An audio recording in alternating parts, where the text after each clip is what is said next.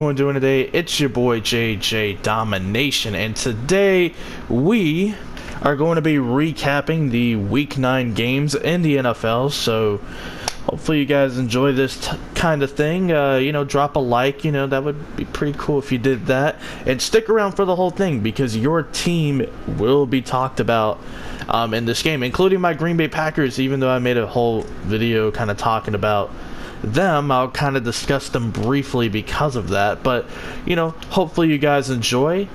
Let's go ahead and get started, shall we? I guess first things first, let's talk about the Thursday night football game. But I guess before I do that, there is one more thing I need to say. I know I keep remembering stuff as I talk, but there is some quarterback news in this week that happened, mainly yesterday, Tuesday. I'm recording this on a Wednesday. So yeah, there's some quarterback news that happened. For the teams that it happened for, I will discuss that in their game. So now let's go ahead and begin. So first off, we have the Thursday night football game between the San Francisco 49ers and the Arizona Cardinals. It ended up being a pretty good game. 49ers won 28-25. To be honest, I thought this game was going to be over after about the third quarter, but Kyler Murray kept this team in it. Made some really good plays. To me, he only had one negative play, and that was when he almost got pick six by Fred Warner, but luckily Fred Warner, the linebacker for San Francisco, dropped the pass, so it wasn't a pick six. That was probably the only negative play Kyler Murray made, in my opinion, out of the entire game. Other than that, he played pretty well, and he gave his team a chance to win. Despite him being a rookie and not necessarily supposed to be that much of a game changer, he did exactly what he needed to do. Kenyon Drake, we talked about him and how he's pretty much an average running back. Well, he was like, oh, really? I'm average, huh? And he went out and had a hell of a game, in his debut for the Arizona Cardinals. Now, I'm not really going to overreact to it. Yes, he played well, and he does deserve some credit and some props for basically coming in here, plug and play after, 4 days just getting to the team. Yeah, he deserves credit, but one game does not change your narrative. You're still an average running back. And to be honest, basically, I don't see Arizona re-signing him because you have David Johnson, because you have Chase Edmonds. Do you really want to pay another running back? Do you really want to have to do that? I don't think so. I feel like basically he's auditioning for free agency, which isn't the worst thing in the world for Arizona. As for San Francisco, they did their thing when it comes to basically just how they play football. Defensively, the pressure wasn't completely there, but they were able to get there in spots, and this secondary does not look all that scary, to be honest. It's kind of like the Bears, you have to neutralize that pass rush. If you do that, you can throw on them. And people hate when you say, oh, you could throw on them, you could throw on this defense and that defense. Yeah, it's true. Believe it or not, San Francisco's secondary isn't all that good. Yes, Richard Sherman has played well this year. Jaquiski Tart is not a bad player. Jimmy Ward, not a bad player. But they really don't intimidate you. They just don't. If you can slow down Nick Bosa and Dee Ford, they're not going to do anything. They're just not. And this was a good example of it because Kyler Murray was able to pick them apart. The run game set up a lot of things in the passing game. So, yeah, that's kind of how it happened. And in this game, some injuries to the running backs for San Francisco. A couple of them played, but I don't think Raheem Morstead played. I don't think Jeff Wilson Jr. played. Matt Breida and Tevin Coleman playing, that was huge for them. They needed them. But this was a game where we saw more Jimmy Garoppolo than anything else. Jimmy G had to play good, and he did. And that's a good sign if you're a 49ers fan, because a lot of people were starting to think that he was a game manager, and, a lot of people were starting to think that, he's more of a system quarterback. And I said in a Q&A that he's more of a product of his environment. I don't think he's a system quarterback. He definitely makes a lot of plays, but I do understand why people would think that, so I'm not really tripping too much over that. But Overall, good win for San Francisco. They face the Seattle Seahawks on Monday Night Football next week. Should be a very fun game to talk about and discuss. But let's move on to the London game, and this is where the quarterback news comes in. The Houston Texans defeated the Jacksonville Jaguars 26-3. By the way, predictions were terrible. I think I have to go recalculate it. I think I went 8-6. Like, it was a tough week. You know, if you would have picked all home teams, including the London game, which really isn't a home game for anyone, you would have went 12-2 this week. Yeah, because everybody on Sunday that played a home game won. So yeah, you would have went 12-2 on the week. I went 8-6. But anyway, Houston, you know, Deshaun Watson, man, like, what can you say about him that hasn't already been said? The dude is a complete game changer at the quarterback position. He makes a ton of plays. And yeah, there is moments where they're not really moving the football down the field in some games. But you always feel like with Deshaun Watson, you have a chance. Like, there's not many quarterbacks in the league that you can say that about. You know, like, not even some of the veteran quarterbacks. Like, he is one of those quarterbacks where you feel like you got a chance because he's on your team. And that's huge. That's an important trait to have. You know, he has the it factor.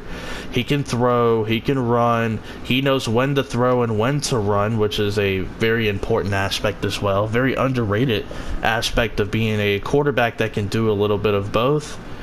And he looked pretty good in this game. I mean, what more do I need to say about Deshaun Watson? Carlos Hyde ran his ass off. He had 160 yards. He did fumble, but that was more of a hustle play by the DB than just a straight up, oh, I choked and I put it on the ground type of thing.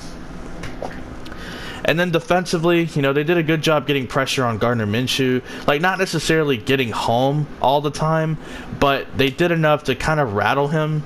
And he made some bad plays in this game, and I guess we'll transition to the quarterback news. Nick Foles is getting his starting job back. Week 11 against the Colts, he is getting his starting job back. And I'll talk about that after I discuss what the Jaguars were able to do as a team. But looking at the Jaguars, like, they really didn't play that well offensively. Outside of Leonard Fournette, nobody played well at all. Like, DJ Chark didn't play that well. I mean, he did have a few catches early, but that was kind of it for him on the night, or on the, yeah, I guess on the night technically for that team. Let's see, the offensive line really wasn't playing all that well. Like, it was just a bad game. And then Gardner Minshew had 3 turnovers, I think, 3 or 4. He had a couple of bad interceptions. I thought Jameis Winston subbed in at quarterback. Like, they were bad. And we're going to talk some good stuff about Jameis later, like positive stuff.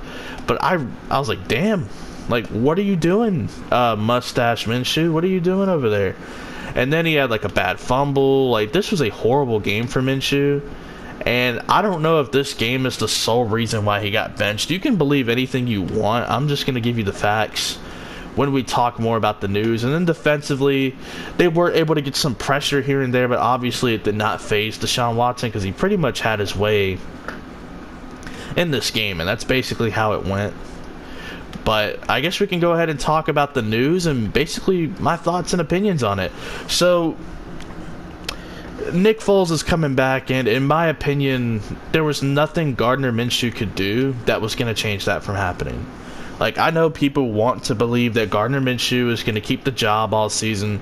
Like, I get that. Like, there's a lot of people that are going to want to believe that. That's their narrative. But he was never going to keep that job. He never was. And you're probably like, well, why? What do you mean? If he would have played, like, you know, the MVP of the league, then he would have kept this job. Yeah, maybe. But the thing is, he didn't. He was not even close to the best player in the NFL.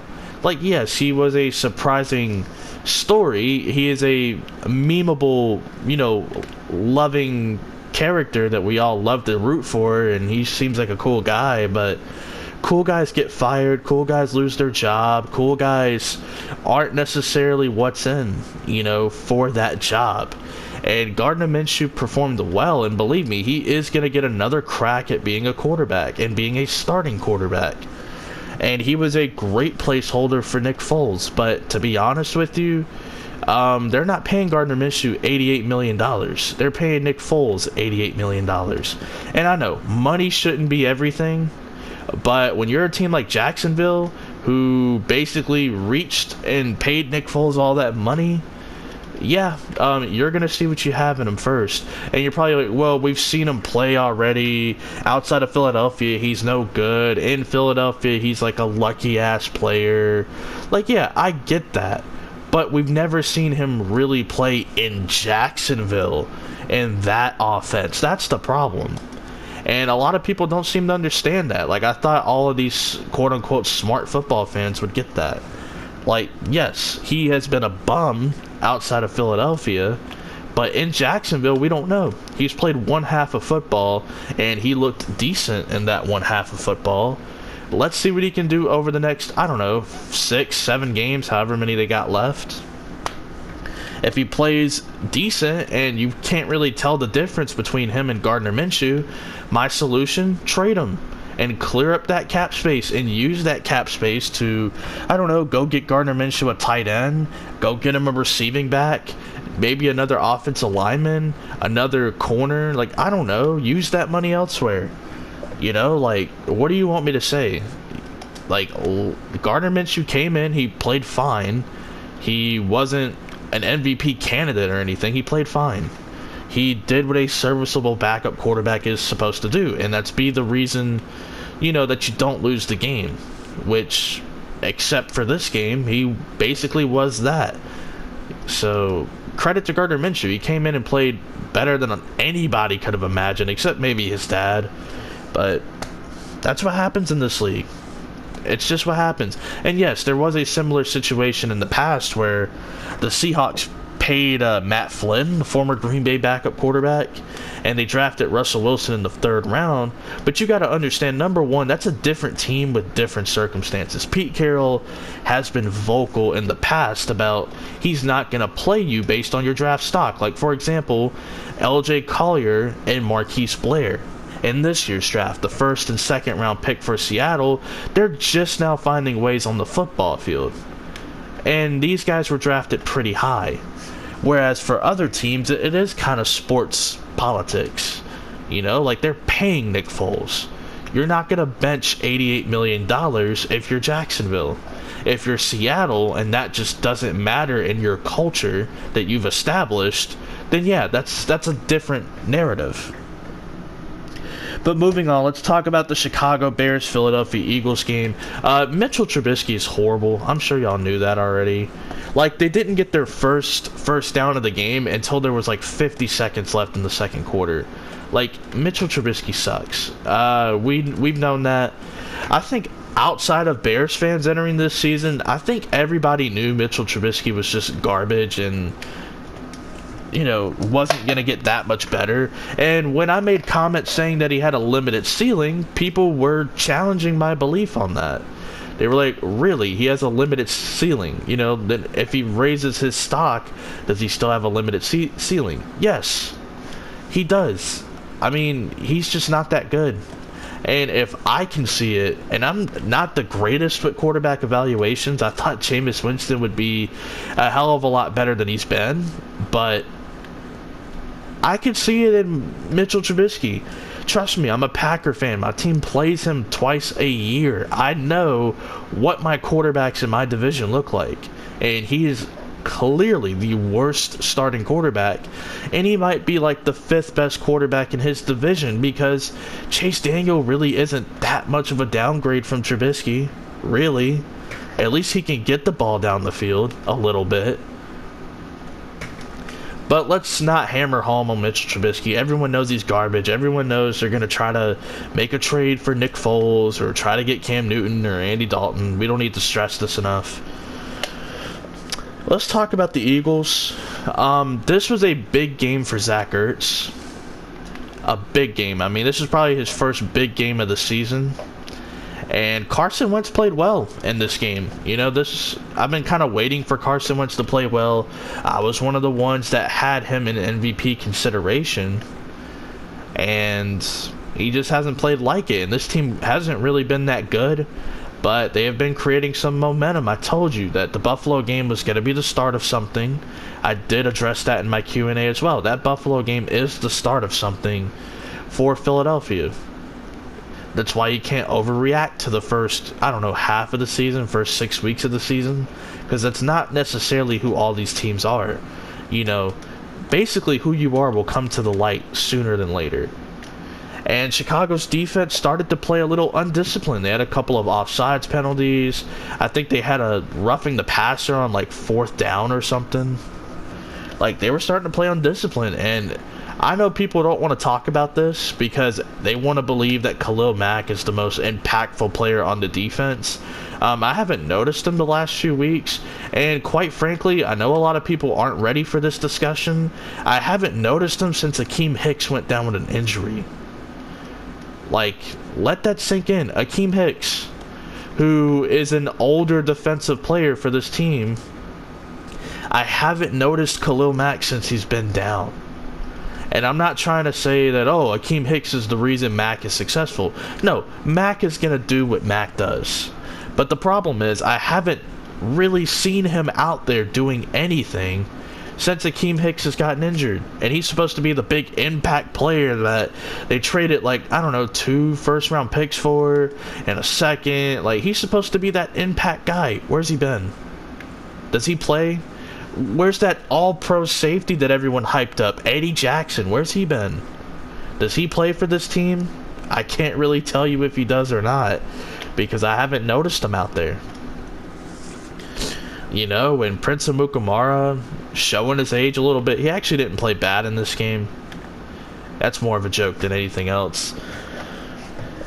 Yeah, the Bears defense was not that good, and they are a clear example of why you can't rely on your defense to win every game. Eventually, your offense is going to have to do something, especially when you're holding them to field goals and your offense can't even get a first down. Like, yeah, I'd be frustrated too. I'd probably sell hard for that team. Like, I'd be super pissed if I'm on the defensive side of the ball, and I look back and I see that we have a quarterback that doesn't deserve to start for any team, who can't even get you a first down. Like, Brandon Allen came in for Cleveland and actually played well. I can't say that about Mitchell Trubisky, who has all these weapons around him. It's not like he's working with nothing. The dude has a bunch of weapons. He has at least 2 quality running backs. I would say 3, because I actually like Mike Davis. He's got a good receiving core, and half of his passing yards came off of 1 play to Taylor Gabriel, which was a beautiful play. An example of how good Mitchell Trubisky could be if he wasn't such a walking trash can. And he has a pretty capable tight end. He's solid. I don't think he's this top-rated tight end like Madden would want you to think. But he's a fine player. He's a good tight end.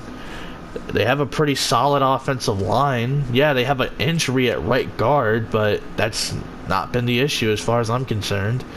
Like, this offense has a lot of potential, and I'm sorry if I'm spending a lot of time on these first couple of games, but there's just a lot of information to get out.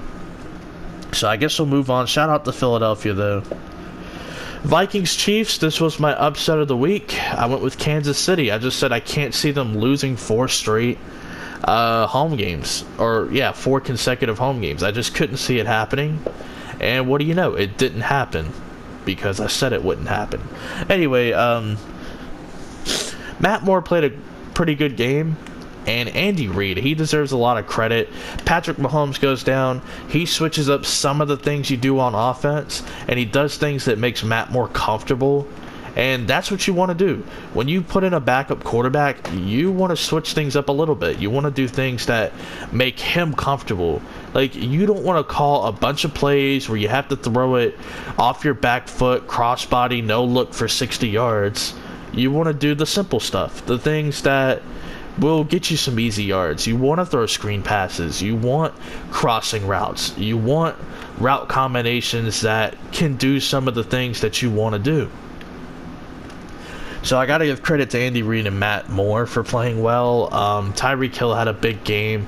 Travis Kelce did some things as well, had some good catches later in the game, especially a big one that helped set up the field goal, the game winning for Harrison Butker, who has just been money this season. I guess we'll talk about the Chiefs defense a little bit. Like, they basically tried to do the same things they did against Green Bay, and they actually won. So good for them. And now let's talk about the Vikings. Let's just talk about Minnesota for a second. Now, I have a stat right here, which is very interesting. It's telling about Kirk Cousins. And I know this loss isn't because of Kirk Cousins. Okay, he actually played decent. He played good. Like, yeah, he didn't target Stephon Diggs that much, but he played solid, I guess you could say. So here, I'm gonna read out this stat. It's a little bit of a lengthy one, and it's more of like a game log type of stat. So yeah, there is gonna be multiple examples. Kirk Cousins, when trailing in the fourth quarter as a Vikings quarterback. So he's been with the Vikings for what, 2 seasons now? These are all the games and all the results of the games when trailing in the fourth quarter. A tie against the Green Bay Packers at Green Bay, a loss at home versus the Bills, a loss at the LA Rams, a loss at home versus the Saints, a loss at the Chicago Bears, a loss at the New England Patriots, a loss at the Seattle Seahawks, a loss at home versus the Chicago Bears, a loss at the Green Bay Packers, a loss at the Chicago Bears, and a loss at the Kansas City Chiefs. There's a lot of ats in there. And he's just not getting it done on the road. At home, I mean, they're a pretty damn good team. At home, like, they can get it done at home. They're a very good football team at home. They may be one of the best home teams in the league. On the road, they're not that intimidating. They're just not. And I'm sorry, Vikings fans, you're just not that intimidating on the road. Sure, you can put together good performances, and yeah, maybe I'm reaching because this was only a 3-point loss to a well-coached team. But that stat is telling. You've lost a lot of close games with Kirk Cousins at quarterback. That's telling. And I'm not trying to put this all on Kirk Cousins, because believe me, it's not all been his fault. He's been balling the last 4 or 5 weeks. I'm not here to slander Kirk Cousins. But damn, that's a telling stat right there. I guess we'll just move on. I mean, their defense was okay at certain spots, but then they started to get shredded a little bit, and I'm like, hold on, this is not Mike Zimmer's defense I'm watching. Then I realized, I guess it is. But let's move on. Colts at Steelers. The Steelers held off the Indianapolis Colts 26-24. And there was a blocked field goal by the Colts, or no, by the Steelers. The Steelers blocked the field goal attempt by Adam Vinatieri, and then Vinatieri totally, whiffed on a kick, but the laces were out, or the laces were in, facing Vinatieri. So yeah, there's this thing in football, the laces are supposed to be out, and you're supposed to see the space of the football when you go to kick it. Well, the laces were inside, and when Vinatieri went to kick it, it was a shitty kick, as you'd imagine. The difference in this game was really a pick six by Minkah Fitzpatrick, which, by the way, let's talk about Minkah Fitzpatrick. He has been awesome, and he has been one of the better safeties in the game since arriving in Pittsburgh. It's actually been incredible. And I'm a huge Minkah Fitzpatrick guy. He was one of my guys in last year's draft where I was sold. I thought, this guy's going to be all pro. He's going to be one of the best safeties in football. It's only a matter of time. And another interesting thing, when Nick Saban heaps praise on you, you're a baller. You're good when Nick Saban puts praise on you. Because he doesn't praise all of his players. He doesn't gas up all of his players around draft time. He straight up said, whoever takes Minkah Fitzpatrick, you're getting a great football player and a future, stud in this league. And he basically told the Miami Dolphins, if Minkah's there, you got to go get him.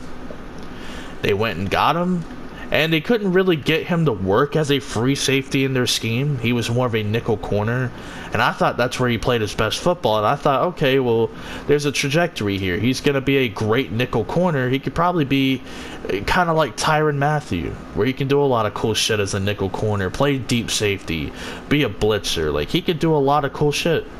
I thought that was going to be his role in Miami. He's going to be the Tyrann Mathieu of their defense. And then he kind of forces his way out. He doesn't want to be there. You know, he's a winner. I get that. You come from Bama, you're spoiled by being a winner. I get it. You know, if I came from a winning culture, I wouldn't want to lose either. Especially if the team is trying to tank. You know, like, I ain't got 3 years to wait. Anything could happen in 3 years. I could retire in 3 years. So I get that. He goes to the Steelers. He is playing true free safety. And he has been awesome at the free safety position. Awesome. I think he has 4 interceptions. I think he just got his first touchdown, maybe his second touchdown.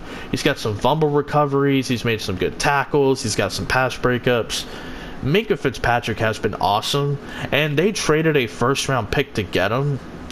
And I'm going to be honest. I know a lot of people are high on Grant Delpit, and I'm not going to sit here and say that he won't be as good, if not better, and I'm not going to sit here and say he won't be worse either. But what I will say is, based on where the Steelers probably would be drafting, assuming the season just ends today, they're not going to be in position to get Grant Delpit, and they're not going to be in position to get any defensive back better than Minkah Fitzpatrick. So I think that's a good trade. And they've quietly won 3 games in a row, and they're back to being a 500 football team. For the Colts, Jacoby Brissett went down with an injury. I feel bad for him. I actually think he's been playing pretty well. Who's to say with Andrew Luck they wouldn't be the same or have like the same record? So yeah, that's just something interesting to take note of. And I think it's like an MCL sprain, and there's a chance that he could actually play next week. I don't think he does. I think because it's against Miami, they might put Brian Hoyer out there. Hoyer came in, aside from the pick 6, where he basically forced a bad ball into double coverage, he played well. Zach Pascal balled out in this game.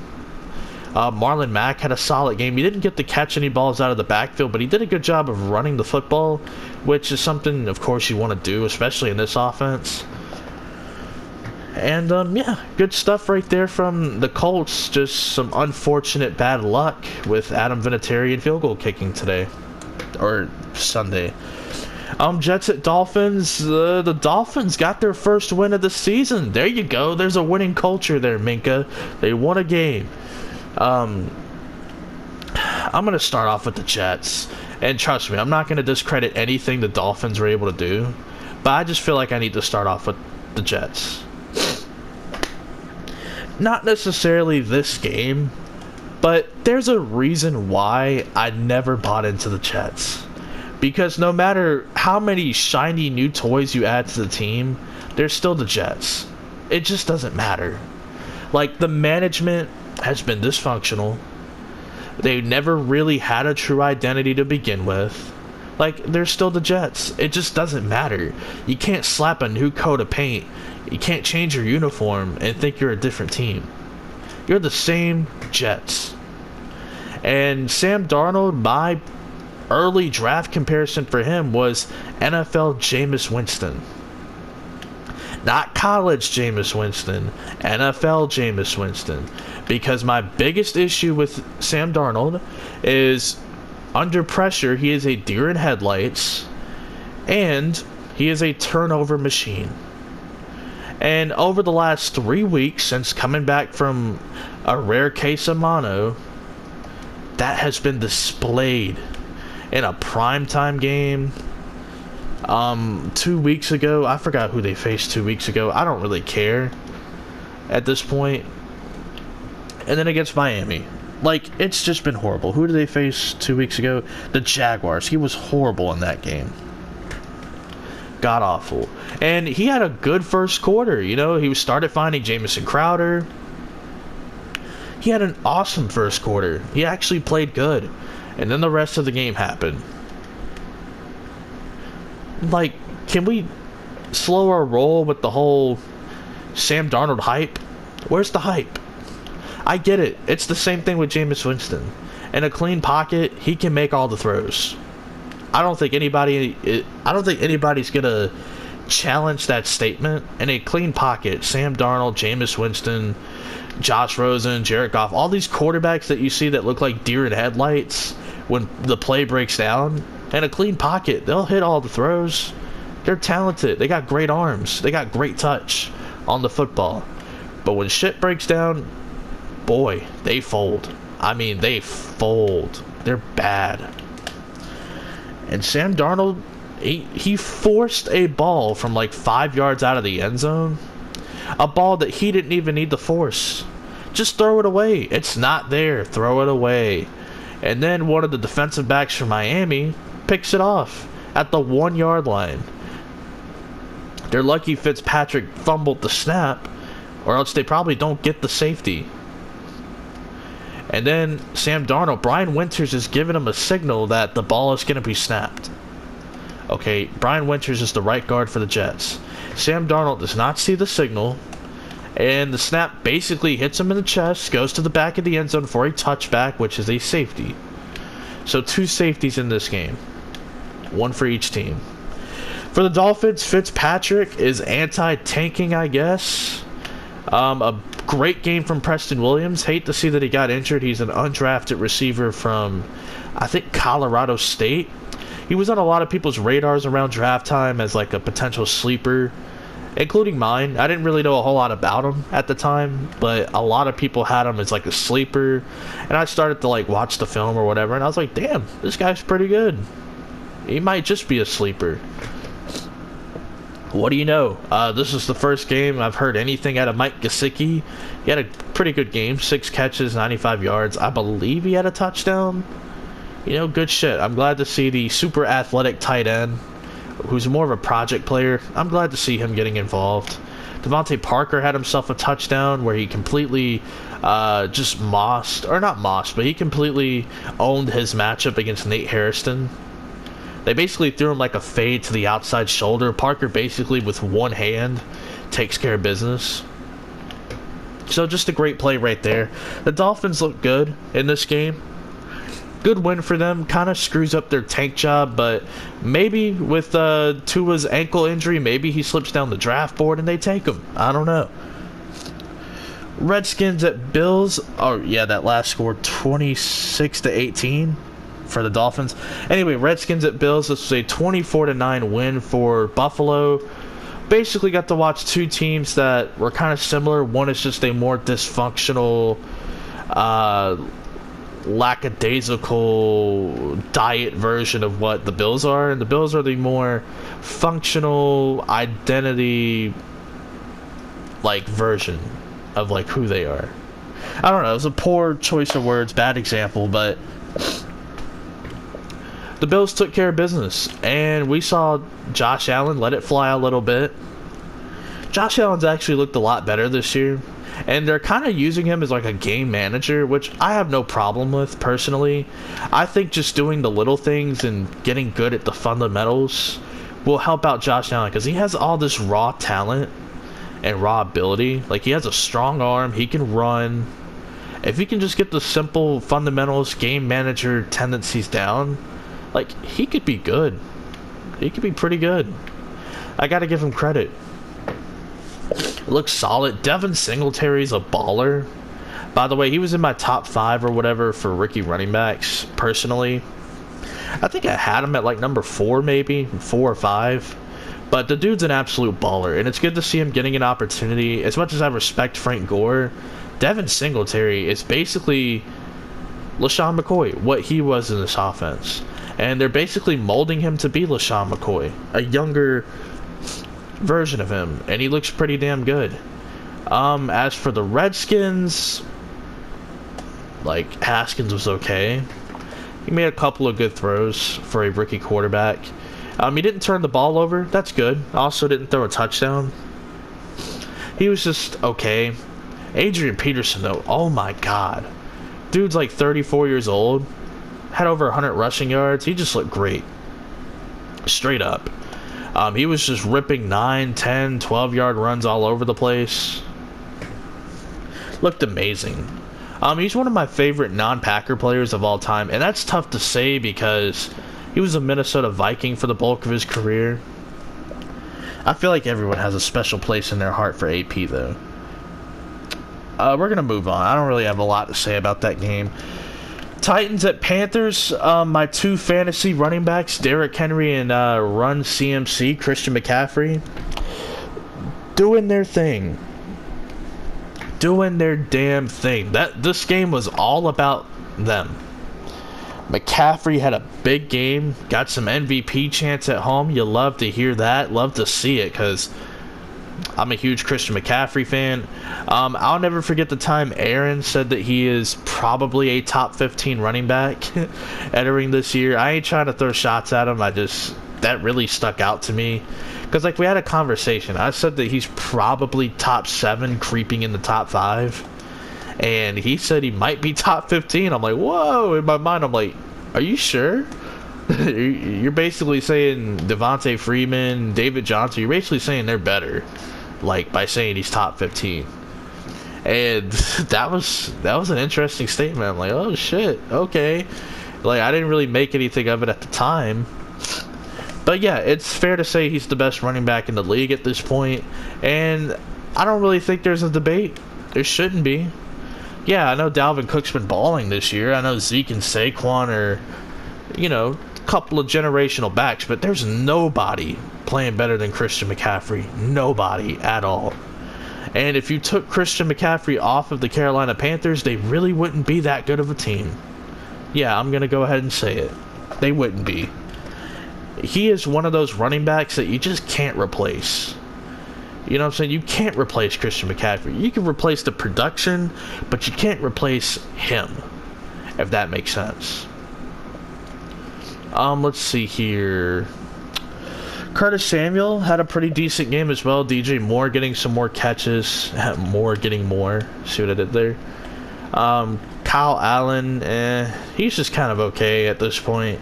Like, I didn't really make anything of him. Like, yeah, he was winning games, but I was never walking away from any of his games saying, you know what? This guy's pretty good.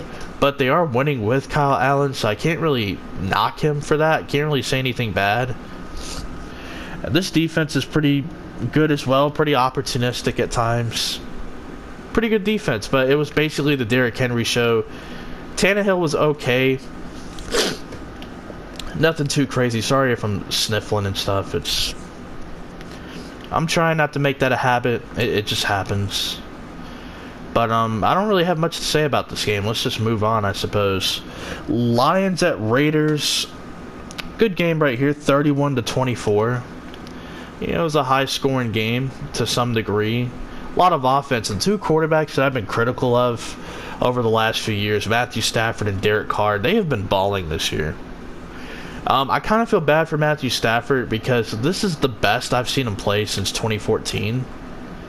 Like, he's been playing so well, and I kind of just feel bad for him. Because if the team had a better record, he'd probably be in the MVP conversation. And I know, right? Like, a guy like me who has said, Stafford is average as fuck. Like, a guy that's actually said that before in a video is here months later giving him credit for probably needing to be in an MVP conversation. If they had a better record, he would be. That's for sure. He has been playing his best football since 2014, in my opinion. And Derek Carr's been playing very well. You know, he has been doing what is asked of him and a little bit more at times. He's just been looking good. Both offenses are clicking. A takeaway early in this game from Oakland. I think it was like a fumble recovery. They had a fake punt, which was pretty dope. Just a good game, man. Just a good game for Oakland. And Detroit, like I said, offensively they played well. A risky play, though. There was a timeout on 4th down and goal, I believe. Oakland called a timeout, and they're lucky it didn't backfire because they called a timeout, basically bailing out Detroit. The clock was ticking on Detroit. They called the timeout, and boom, like, they get another crack at it. They didn't get it, though. It's so easy to blame Stafford in that moment, but nah, man. To me, he's played too well to really get any harsh criticism. I guess we'll move on. I don't even want to talk about either one of their defenses, except for one thing. Daryl Worley, holy shit, he made a big play. He got like an interception on what was basically a 50-50 ball. The commentary tried to sell it as a ball that wasn't 50-50. It was. The ball placement wasn't the greatest from Stafford, but that was more of a great play by Daryl Worley than like anything else, you know? I feel like at times you just got to give people their credit. Buccaneers at Seahawks. I'm going to be honest, it's been a talking point in the NFL community a little bit, especially by podcasters. The overtime rules suck in the NFL. It's bad. And I'm not even saying that because, like, oh, the Chiefs last year, or, oh, you like Jameis, so of course you're going to say it's bad because he didn't get a chance. Nah, man, I've never really liked it. I've been on the side of we need to make it like college overtime. You know, put them at the 25, you know, or put them at their own 25, like, put them at their own 25, have them drive the length of the field. If they score, they score. You know, whether it's a field goal or a touchdown, the other team gets an opportunity. If they can't do shit with it, then okay, you win.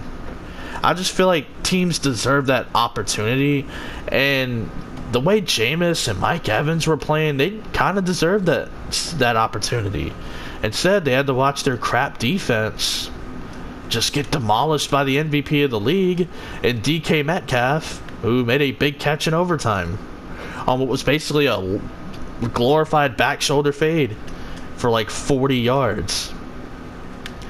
And yeah, Russell Wilson is the MVP of the game. Tyler Lockett and Mike Evans balled out. Jameis had a great game. He did have a fumble at one point in the game, but outside of that, I mean, Lord, Jameis Winston had probably his best game of the year. I'm not even going to say outside of the Rams game because he had multiple turnovers. But this was a great game for Jameis. I still think his job is in question. I'm not going to sit here and say he saved his ass by any means. His job is definitely still, like, in question. But he did a lot to improve his case. I guess we'll move on. I don't really have much to say about either defense because they didn't exist. Packers-Chargers, I talked about this game a lot in that video, basically getting in on the run defense and Blake Martinez. But the offensive line got whooped for Green Bay. This was the first game I've just seen both of our tackles get their ass kicked. Melvin Ingram had his way with Billy Turner. At one point in the game, they had to line up Billy Turner, or Melvin Ingram, I should say, as basically a defensive tackle, and he whooped Billy Turner's ass. Like, that's already looking like a bad signing. I was never a big fan of the Billy Turner signing, but I kind of went with it. I was like, okay, well, let's see what he actually does. He has been the weakest offensive lineman on our team.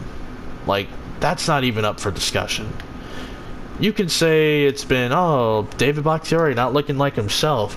Yeah, the best left tackle in the league finally looks somewhat human. Billy Turner's been ass his entire career. What do you want me to say? And Brian Bulaga finally had his worst game of the season. A 30-year-old right tackle finally looked like shit. And his biggest weakness has always been those speed rushers. Because he's not a fast guy. He doesn't have quick feet. He's a strong dude who relies on his base, you know, like his body to hold up and stuff. He relies on the power matchup, and he's from Iowa, you know, like the college. Very underrated offensive line school. They don't hit on all of them, but, like, they deserve to be up there with Notre Dame and Wisconsin. It's like O-line U. Like, seriously. They deserve that. A little underrated nature about him. Aaron Rodgers did not play that great of a game. I don't care what the stats will tell you. He did not play that great. He basically stared a hole through Devontae Adams like every play. He missed on a couple of deep balls. One of them he definitely missed on. The other one, like, there's no excuse. Like, Jake Kumaro should have had that shit. You know, like, he should have had it. Like I said, Rodgers just wasn't sharp. Kind of hard to be sharp as well when you have dudes in your face every play.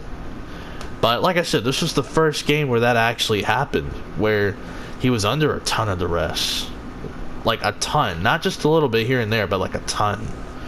And for the Chargers, like, they ran the ball pretty well. Hunter Henry had a good game. Eckler did a couple of little things here and there, nothing too major. Keenan Allen really wasn't that much of an impact. 3 catches for 40 yards, so good job by Jair, who, when he had the matchup against Mike Williams, just didn't look that good because he is giving up like 6 inches, and Mike Williams is faster than people give him credit for. So yeah, he completely mossed like Jair one time. It was crazy. Their red zone defense, though, for Green Bay, it held up pretty good, except for that one touchdown they gave to Melvin Gordon. But overall, like, yeah, it is one loss for Green Bay, like their worst game of the season. It's probably not a good thing to overreact, and I get it. A lot of people think I'm overreacting. No, it's been a problem since week 3. Our run defense isn't good, and Blake Martinez has been ass. I don't care what any Packer fan wants to tell you. I know he's a fan favorite. I don't give a damn, really, if you're a fan favorite. That doesn't mean that you shouldn't be criticized or should not get any blame deflection, I guess you could say. Let's see. We got the Browns and Broncos. Like, this was Brandon Allen's first NFL start, and he looked better than Baker Mayfield. Like, imagine that. Brandon Allen, never heard of him. This was his first NFL start, and he straight up looked better than Baker Mayfield. I don't know what's going on with Baker Mayfield. You know, I really liked Baker Mayfield, like, as a person. I liked the way he carried himself. I liked his little cocky attitude. Like, when you don't back it up, though, it just makes you think a little differently of him. Like, they're 2-6. They're done. They're done. The Browns are basically done. Like, this was supposed to be the easiest game out of your next 8 weeks, playing a third-string quarterback, and you can't even beat them. And by the way, Vic Fangio's defense has been balling. The run game was going well for Phillip Lindsay. Noah Fant looking like freaking Rob Gronkowski, you know, on a 75-yard touchdown, breaking 3 tackles, a stiff arm. Like, the Browns got their asses kicked again. And Odell, it looked like he said on the sideline, like, can't even get a ball. Like, yeah, Odell has tunnel vision. When shit breaks down, he just stares at Jarvis Landry. Like, there was a 4th down play. Odell was open. Like, if you watch the film, Odell was open. And he throws it into double coverage over the middle of the field to Jarvis Landry. And I get it. Jarvis Landry's a solid receiver. He's a good receiver. He has been one of Baker Mayfield's go-to guys since a rookie. So he feels like, you know, naturally, I can go to you. Because in college, his go-to guys were CeeDee Lamb and Mark Andrews. If shit breaks down, I have those 2 guys. You know, and when he came into the league as a rookie, for him, it's like when shit breaks down, I have Jarvis Landry and David Njoku. Okay, David Njoku's out for the year. You have Jarvis Landry. But damn it, the team did not go out and trade for Odell Beckham just for you to barely throw him the goddamn football. Like, you need to do something, Baker. Get that man the football. I'm not saying you need to target him 30 times a game, but damn, at least target him more than 7. Like, do something, dude. The man should not get any less than 15 targets a game. Throw him the damn football. He is a superstar player. Regardless of how I may feel about Odell Beckham at times, he is a star player. You need to get your star player the football in the 4th quarter when you need him to. He had a great catch over Chris Harris Jr., got a lot of yards after the catch, made a play. That is what your superstar players need to do. That is why you have superstar players. You need to get him the football, Baker. Like, yeah, I'm sorry. I like Baker Mayfield a lot. You need to get him the damn football. He is your superstar player on offense. I don't give a damn about Nick Chubb or Jarvis Landry. When shit gets tough and you need someone to make a play, Odell is that guy. You get him the damn football. As much as we shit on Eli Manning and how he's regressed over the last several years, at least he went to Odell when he needed a play. That's what you do, Baker. Anyway, shout out to the Broncos. Patriots at Ravens. I did not think Baltimore was going to win this game, and I have been higher on Baltimore than the majority of the media prior to the preseason. Yeah, prior to the preseason. Now, I did my regular season, like, I guess, playoff predictions or whatever, like 3 days before the regular season, I picked Baltimore to win the division.